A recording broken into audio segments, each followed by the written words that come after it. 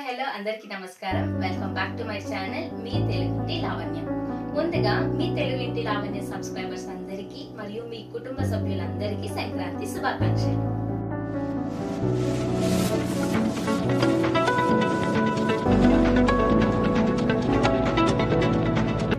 సంక్రాంతి అనగానే ముందుగా అందరికీ గుర్తొచ్చేవి పొంగళ్ళు, అరిసెలు, లడ్డూలు, గాలిపటాలు, పోటీలు ఇవే.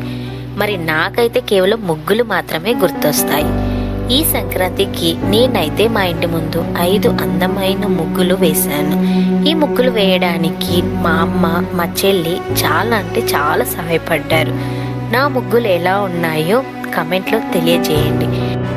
ఇక ఈ సంక్రాంతికి మీరు ఎలాంటి ముగ్గులు వేశారో కూడా చెప్పండి.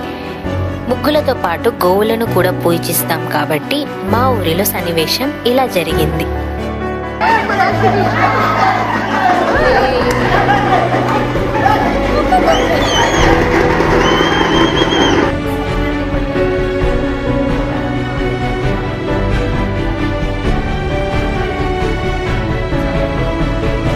మా పెద్దనాన్నైతే ముందుగా గోవులున్న ఇళ్లలో బియ్యం తీసుకుని గుడి దగ్గరికి వెళ్తారు.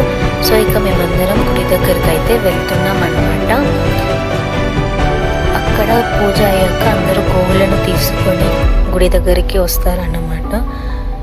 సో అక్కడ కనిపిస్తున్నది కదా, అదేనండి గుడి. టెంపుల్ అనేది ఫుల్లీ ప్రాపర్గా కన్స్ట్రక్షన్ అయితే లేదనమాట. సో ఈ టెంపుల్ అనేది ఫుల్గా కన్స్ట్రక్ట్ చేయకూడదంట. అది ఎందుకో నాకు తెలీదు. మీకు ఎవరికైనా తెలుసుంటే చెప్పండి.